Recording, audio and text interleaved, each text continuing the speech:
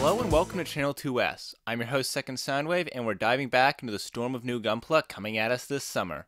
There is a lot to get through tonight, so I'm just going to talk about the key images and then put all the other stuff at the end of the video, so be sure to stick around for that. So now we're just going to jump right in with a pair of newly revealed premium Bandai kits. So the Master Grade Full Armor Gundam and Psycho Zaku Last Battle versions take Gunpla in an interesting new direction, as they are battle damage variants based off of the final battle in December Sky. Of course, many Gunpla builders make their own weathered and damaged builds, but these are some of the first kits to get official battle damage variants. So starting with the Gundam, it's got a new shield and a new head, and these both have new sculpting on them to kind of show the damage. And then you also get a bunch of decals that are supposed to kind of accent it with like charred and scuffed up areas. But with how uneven these parts of the kits are that they're supposed to go on, I really can't see these not looking like just total garbage. This is really clearly a kit that's supposed to be painted, and honestly, even the sculpting on the battle damage isn't that great. I'd personally prefer to just go the route of customizing a standard full armor Verka, except there is actually one really cool thing they did with this kit. Because in addition to the damage parts, you also get this stand with a bunch of little bendy arms, and then these really cool looking chunks of colony debris. They're actually really nicely sculpted, and they almost make the kit worth it just for these parts alone. Of course, the set's going to be 7,300 yen, so that's kind of not practical, but still, they look nice. The Psycho Zaku Last Battle version is pretty much the same thing as with the Gundam. So you get a new head, you get a kind of blown off shoulder stump, and then you get a fuel tank end with like a beam saber slash running through it.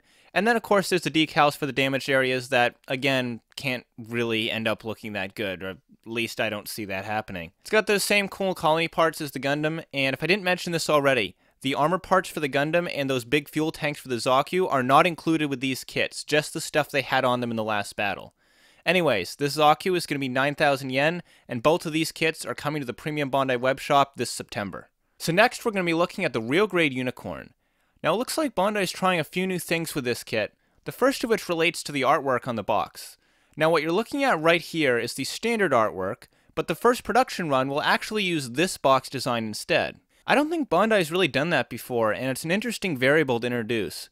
There's generally not much of an incentive to get a kit on release, as Bandai pretty much just reprints everything indefinitely, but with things like variant artwork and bonus material in first printings, such as the stands that they included with the 1/100 scale kits from IBO, make it seem like Bandai is trying harder to get people to buy these kits on release. Anyways, back to the Unicorn.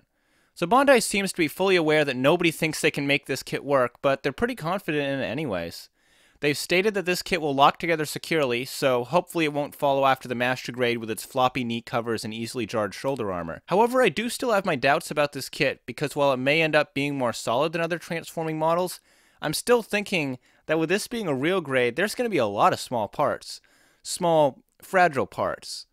Small, fragile parts that need to be manipulated very carefully in order to prevent disaster. Still though, I would take fragile over floppy any day, and I do have a small glimmer of hope that this Unicorn will at the very least look great if it's put on like a stand in a reserved pose and just not handled too much. It could still make a nice display piece.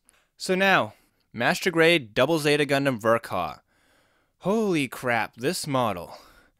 So, I've never been a huge fan of the Double Zeta in the past, but this kit is winning me over really quickly.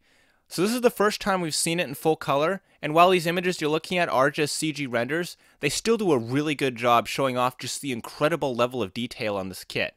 It looks amazing from every angle, and of course it transforms as well. I'm still not 100% sure I'll be buying this on release, but I am without a doubt going to be picking it up eventually. So next up we have CG renders of another stunning 1/100 scale Gundam, the High Resolution Wing Zero Custom. For those unaware, this is a redesign of the EW design that reincorporates the Neo Bird mode from the TV version. This was known from the day it was announced, but images of the flight mode were few and very grainy up until now. We can see what this mode looks like in full now, and yeah, it's just the Gundam on his face with a shield over his head.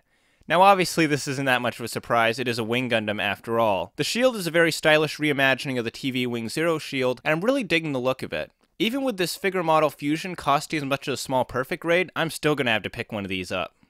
Next we have straight built picks for the Re-100 Hamma-Hamma.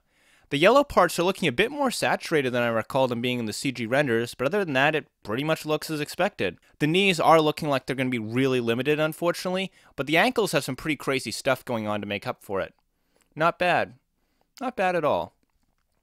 So last time I talked about the Blue Destiny, I wasn't sure what was going on with that antenna thing in one of the pics.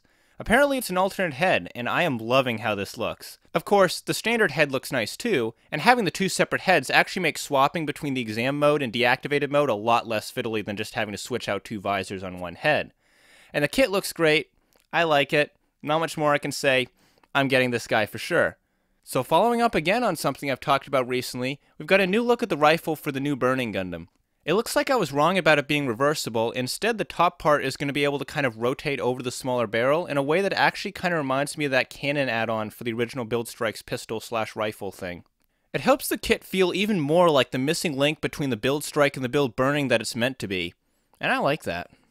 So the Jim weapons set looks like it's going to be a bit more interesting than it originally appeared, because not only will you get a decent spread of weapons, but it looks like they can also be broken down kind of like the rifles for the Camp for Amazing, so you can make just a whole slew of custom designs. It's really cool to see, and it certainly makes the set that much more likable. Oh yeah, and before I leave, here's some Hyper Gyanko. Not much more I can say or really want to say about this kit, so I'll take the opportunity right now to transition into the ending montage. Thanks for giving this video a watch, leave a like if you want, and of course subscribe if you're new. I'm Second Soundwave, and as always, I'll see you next time. Now, enjoy.